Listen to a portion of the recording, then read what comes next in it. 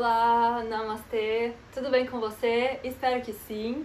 Hoje esse vídeo eu vou falar sobre se yoga é ou não é ciência e vamos falar um pouquinho mais também da conexão, a diferença na verdade entre professor e um guru. Então fica aqui comigo e vamos desmembrar esse assunto.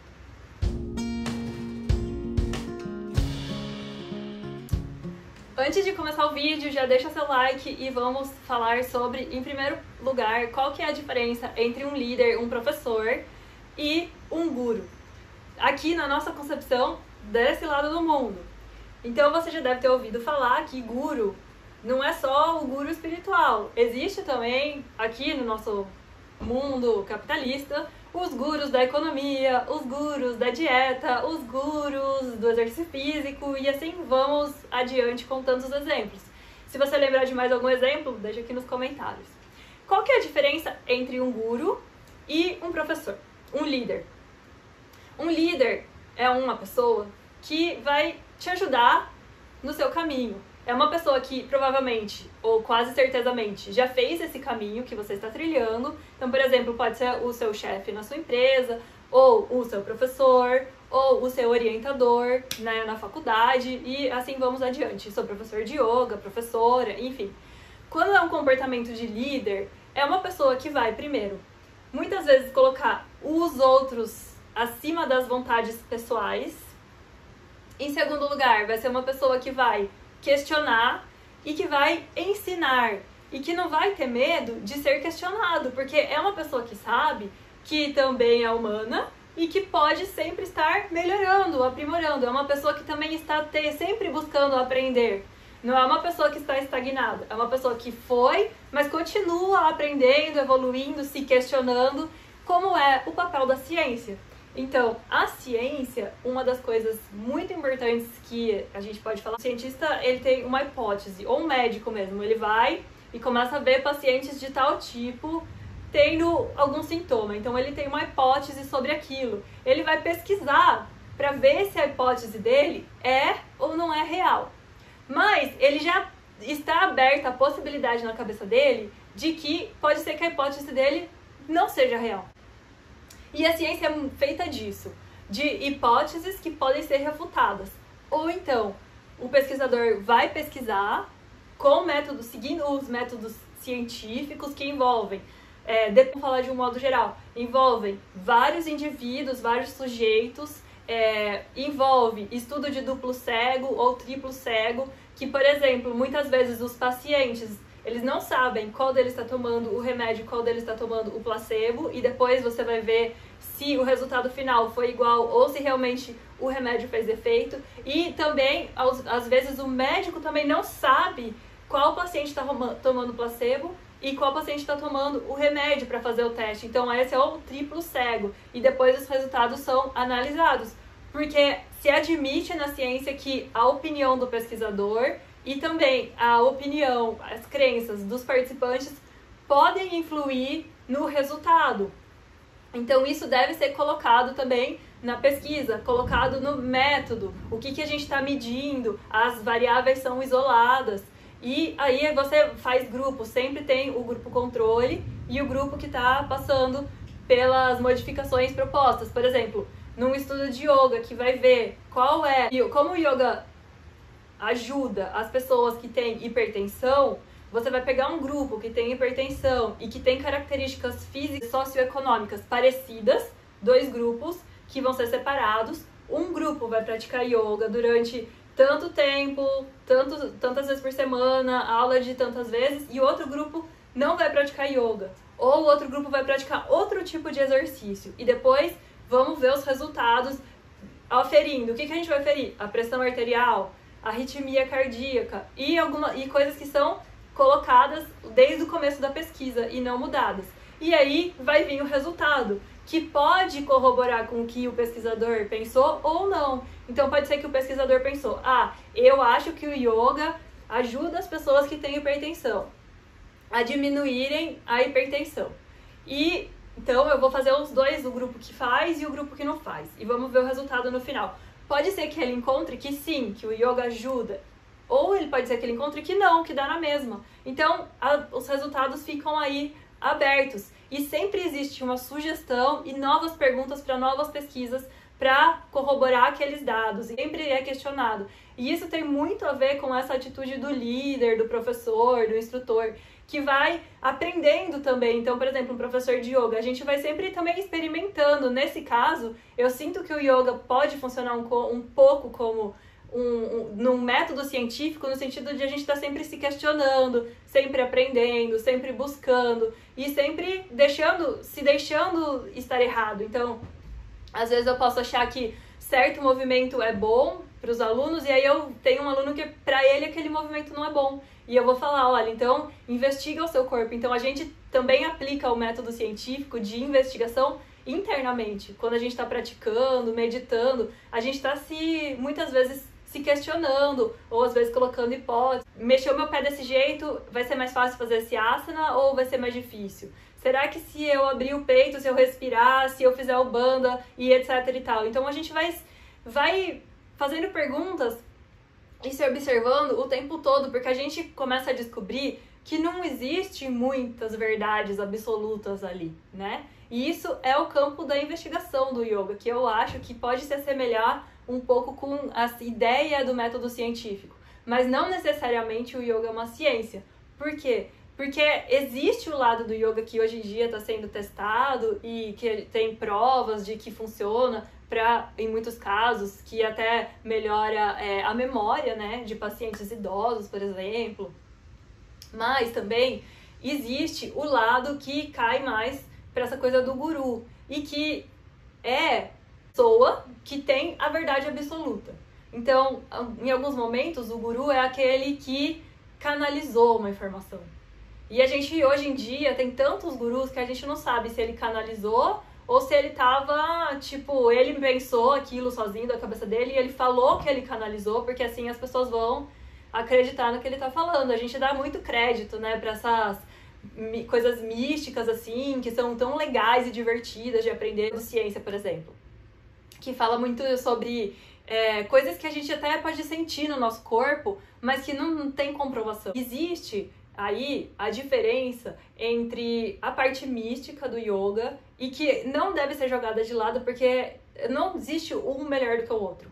Mas existe que a gente tem que separar as coisas, né? Porque hoje em dia, a pseudociência, por exemplo, o que é pseudociência? É você falar sobre coisas, tratamentos, terapias, que seja, hipóteses, usando termos científicos que não explicam aquilo. Por exemplo, o termo da física quântica. Primeiro lugar que eu aprendi com a Bibi Bailas, então se você se interessa por esse assunto, eu recomendo que você procure a Bibi Bailas do Física e Afins no YouTube. Não é que é negativo, tá? Mas é só que é para entender que não é ciência, não tá seguindo o método científico. Porque o método científico não é uma coisa que a pessoa concebeu, escreveu e aquilo tá certo e não pode ser questionado. Como eu já expliquei, é muito pelo contrário. Agora, muito dessa parte mística, terapias da nova era, por exemplo, vamos falar aqui da Barra de Axis. Barra de Axis foi um senhor, que eu esqueci o nome dele agora, que assim, meio que ele canalizou o método, né? Ele não foi um método científico como assim muito tem na psicologia, que você estuda os sujeitos, os comportamentos, você vê socialmente como aquilo se aplica. Não. Pelo que eu entendo, ele foi assim, ele concebeu o método e ele escreveu e assim é.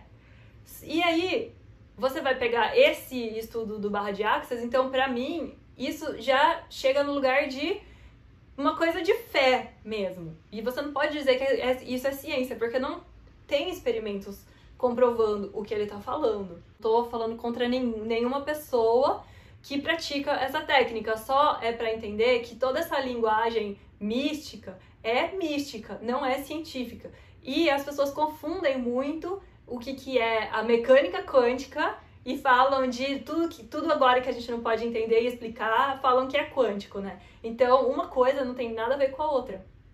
E dentro do yoga existe essa parte mais mística, traz também uma sensação de amparo naqueles momentos que a gente não tá bem, que a gente tá mal. É muito bom a gente trazer essa fé dentro da gente e fazer as coisas como elas têm que ser feitas porque a gente acredita que aquilo realmente é bom, porque a gente tem fé.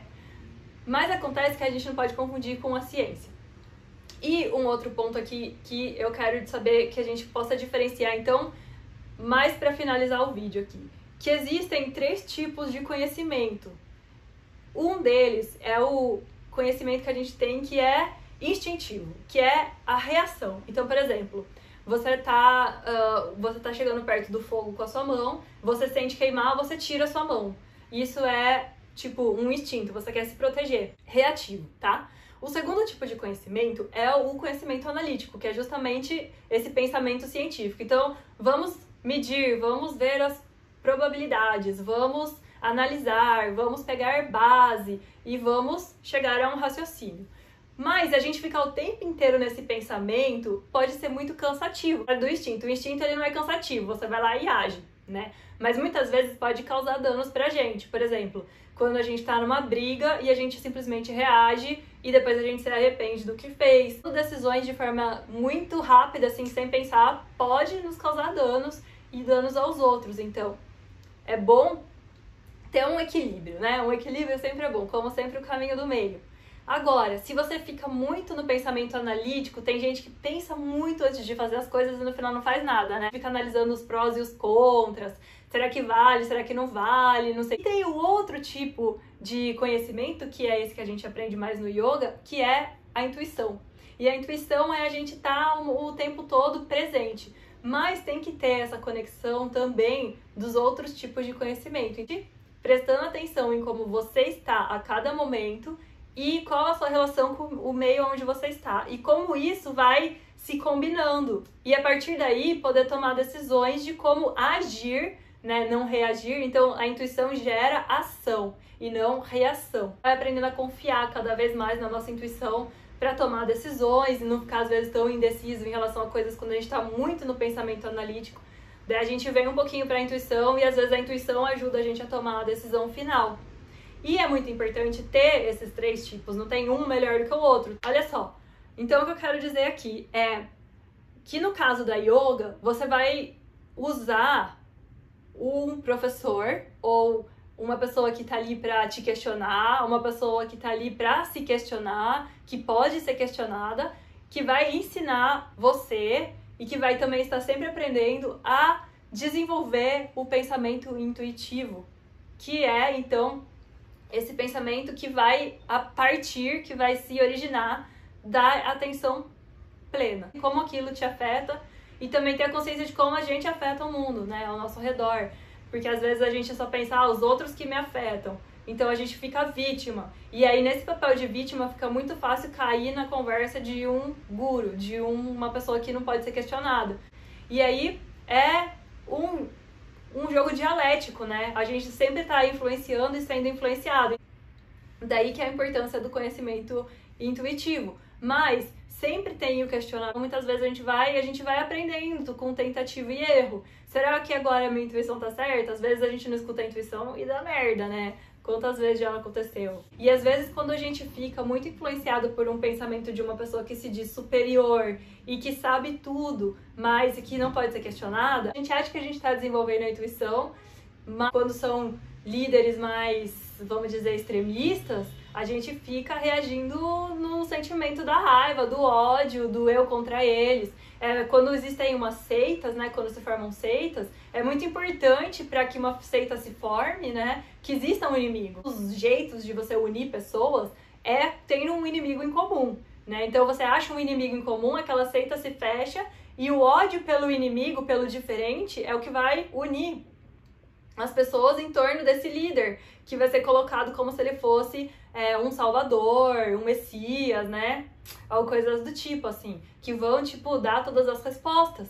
E aí, não se pode questionar esse líder, né? Que se diz líder, mas, assim, na concepção, ele não é um líder, né? Aí tem um exemplo aqui de um professor de Tantra Yoga, saiu uma reportagem no Intercept, até, que tinha, não sei se tinha ou tem, mas acho que ainda tem uma escola aqui no Brasil, e ele rolava vários relatos de abuso sexual, abuso psicológico, abuso moral, e uma das coisas que eu achei mais, que me colocou assim, tipo, isso é realmente uma pessoa extremista, é que ele não gostava de ser questionado. Quando as pessoas relatam, né, as pessoas que trabalharam lá como voluntárias durante bastante tempo, ou alunos, dizem que quando ele era questionado ele ficava muito nervoso. Então aí pronto, batata. Você percebeu uma pessoa que não pode ser questionada, você já pode sair correndo o mais longe possível.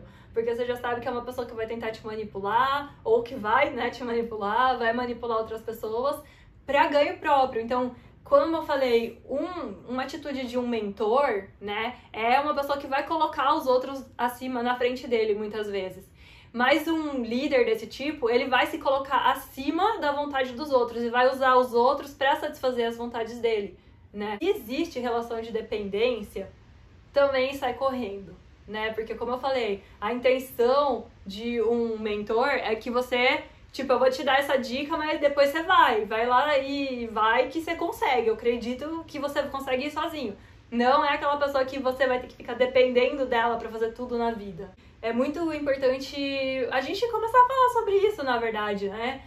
Qual que é a diferença entre ciência e que não é ciência, mas pode ser místico, pode ser a fé, pode ser mil coisas que não são negativas, tá? Não são negativas, mas que não substituem a ciência, então pode se agregar, né, com a ciência, pode fazer muito bem pra gente, pode colocar mais energia no nosso dia, mais alegria, mas a gente não pode contestar, as coisas acontecem juntas, como os jeitos que a gente faz para pensar. Então, colocar para funcionar o nosso pensamento analítico sempre, porque a gente tem que questionar. Se você não questiona, você tá submisso.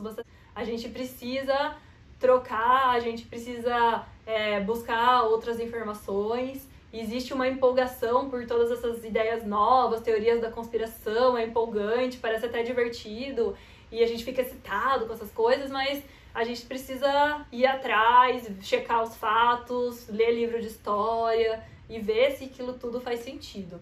E dentro do yoga eu acredito que existe um pensamento muito mais de tipo, vamos observar o que está acontecendo, vamos desenvolver então essa intuição para a gente poder agir melhor no mundo, né, em relação com o mundo, porque a intuição não é nada que vem do além, é apenas a gente conseguir conectar com o nosso corpo, né, e com a nossa respiração e conseguir ter uma observação da nossa relação com o mundo. E por último, agora sim, finalizando, é você poder ir com essa intuição se apoderando do seu corpo, da sua prática, da sua meditação. Aí você tem aquela base e a partir dessa base você começa a experimentar e questionar e ver, mas talvez pra mim praticar essa hora não tá funcionando, eu posso praticar outra.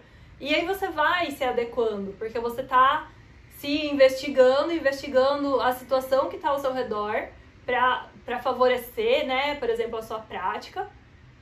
E agindo para criar espaços que te favoreçam, que você não fique refém daquilo como se fosse um quadrado que você tem que caber lá dentro. Questionamento também, né, gente? Toma cuidado. Não pode ser um questionamento rebelde sem causa, né? Eu vou ficar questionando tudo, eu vou contra tudo e vou contra todos.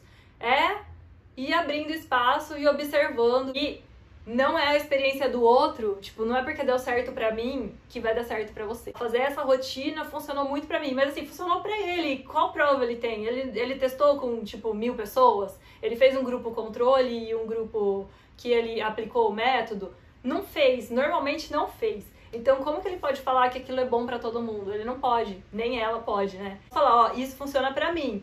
Talvez funcione pra você, mas talvez não. Então, testa. Troca de ir descobrindo juntos e de ir também se auto-observando em relação ao que pessoas falam que dá certo, que não dá certo, que é bom, que é ruim. Porque muitas vezes é bom pra ela e não é bom pra você. Porque a metodologia científica existe por um motivo, né? Que é pra a gente não viver toda hora achando coisas sem conseguir provar. E também a troca do que dá certo pra mim e não dá certo pra você, ou dá certo pra mim também dá certo pra você, é muito legal, é massa, a gente troca ideia. Mas não pode ser imposto, e se não dá certo pra você, não se sinta uma merda, porque não deu certo pra você. Não significa que você não teve fé suficiente, que você não pensou positivo o suficiente, que você não está vibrando no amor. Você está aí, vivendo a sua vida, e você vai testando as alternativas.